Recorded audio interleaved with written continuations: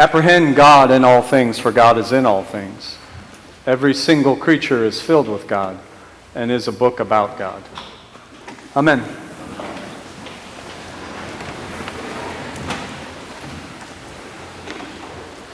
So we were thinking there'd be like about 5 or 6 people here because we were trying to squeeze the last little bit of summer out, right? Just the last little. I just talked to some teachers who go back tomorrow. So summer's over for them. Oh, God. Summer, man. Don't you just love summer? I know some people like it to have more of a schedule, but I don't. I like this. I like the rhythm of summer. I like the openness. I just like it. And we were in Florida, Cindy and Miles and eventually Dylan and I, and spending some time, and it reminded me of when I was a kid in summers. And one of the things that just came to my mind was sleepovers. Did you ever have sleepovers? Thanks for participating. So, are you here? Are you right here? We're here, right? Okay. So here we are. So, you like sleepovers? All right, cool.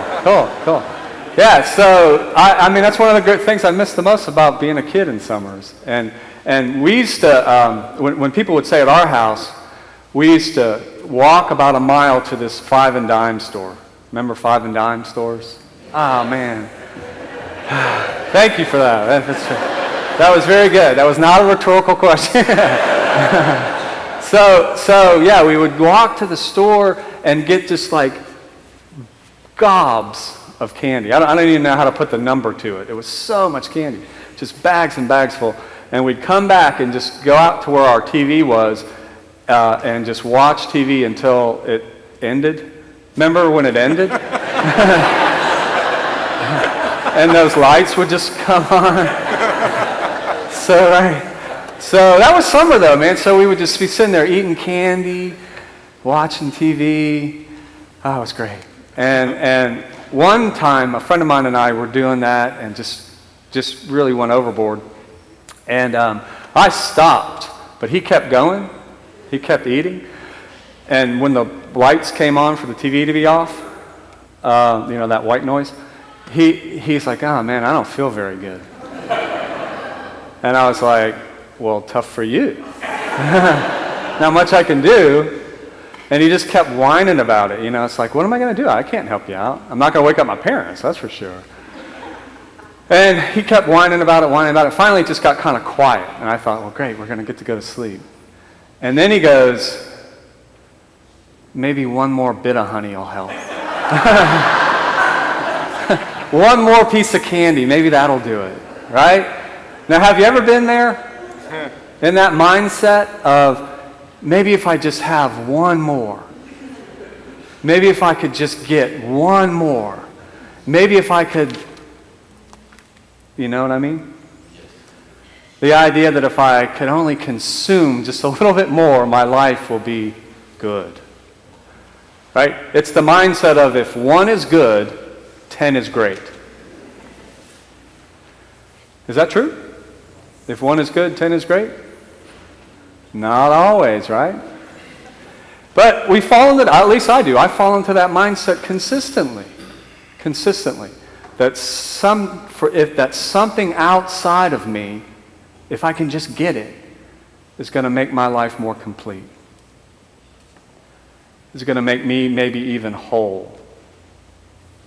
So if I could just have $5,000 more. If my house were just a little bit bigger. If only. And that's the guy in the story, right? If my barn were only a little bigger, then I could go about living life. And it's not until my barn is big enough, or more than enough, that I can then start living. You know what I'm talking about in the parable? The guy who just needs a bigger barn. And then life's going to be great. Right? See, the thing about it is that our gospel story doesn't say that this is a bad guy. Doesn't say that he's evil. Doesn't even say that he's done anything wrong, except for he's missed his life. The gospel says, you fool. You're a fool. You're not bad, you're just stupid. And you're stupid because you put all of your emphasis on getting just one more and missed life that's happening all around you. You see, and that's what happens when my mind is in that place of thinking that something outside of me, whatever it might be, is going to make me happy. Now, we all need enough. We know that. We all need enough, and that's good. And this is not a slam on having material things. If you hear that, then I don't think you're really hearing the gospel. But it is trying to say, pay attention to where you put your focus. Pay attention to what you think is going to bring you life. Because it's not just one more thing. That won't do it. Because when I'm in that mindset, I'm insatiable. There's never enough. But what the gospel does to try to help us out here is say, yeah, true life isn't found when we're just seeking one more thing. True life is found when we're rich toward God. That's a metaphor, you know? Rich toward God. Just saying. I cannot tell you what that means. Rich toward God. You have to decide what that means for you. But I can share with you what it means for me. Okay? So being rich toward God, for me, is this. So we're down in South Florida, and we were there over the 4th of July. And our neighborhood usually does this big 4th of July thing, and it's a fun time. It's a fun event, and this was the first time we were going to miss it since our kids were elementary age. So we were a little, what are we going to do down here now? What are we going to do to make the 4th of July fun here? And there's always the beach, and we go to the beach every day while we're there. But we wanted to just add, at least Cindy and I wanted to add something to it. So I said, I know, or we said, why don't we just get a spot where, those spots where they have grills and all that? You know that? Okay, good. So we're going to get a grill spot and a place where we can cook out and eat and just enjoy the beach so that, yeah, we could do that. Okay, so the only thing is somebody had to get up real early, like 6 a.m. to get a spot because everybody wants those spots. So I did it. I said, I'll do it. Because I'm just like that.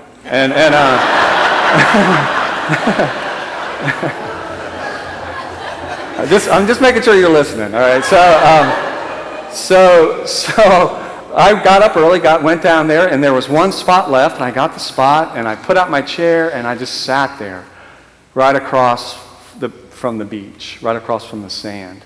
And that beautiful morning sky was up, when it's blue and orange and pink, and it was quiet except for the birds and the wind, and I could hear the waves. And I was, man, this is so beautiful. And I was just so happy to be alive. You ever be like that? You ever have that? Where you're just happy that you get to see all this. And I was thinking, man, it's not going to get any better than this. This is so great. And when I needed to, I read some of my book and then went back to the sky. And it was so beautiful. And then Cindy and the kids and our friends came, and they had all the food, and that was great. And we were putting it all on the table, and I thought, this is just such a great day. And then, right next to us, in this big place, where our place was kind of small, about 10, 12 people, right next to us, there's this huge picnic area. And all these Haitian Americans start coming.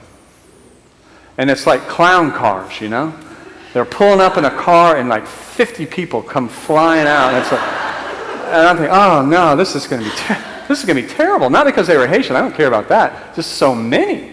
It's like more and more and more are coming, and I'm like, the day's over.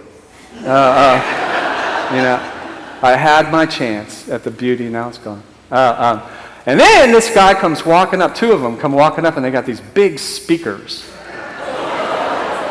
Yeah. And I'm thinking, oh, please don't let it be rap, not rap. I just couldn't sit there and listen to rap for however long they planned on being there.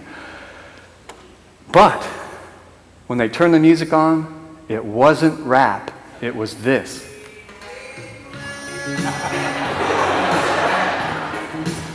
How can you not like this? Oh, please dance with me. Come on. All right. So that song's playing. And really, that was beautiful, but the even greater beauty was the love and the devotion that they were showing to one another. I mean, the older kids were carrying the little kids. Their little kids' feet barely touched the ground. They were picked up and passed around, and there was so much love and so much devotion that it was contagious. It spread out, and it made me really realize how much I loved Cindy and my kids, and how lucky we were to be able to be there together. And what a gift this life can be. And that, my friends, for me anyway, is what it means to be rich toward God. And my hope for you today is that you find that, maybe even right here, right now, that you are already, if you just open your eyes and see it, you're already rich toward God. Amen.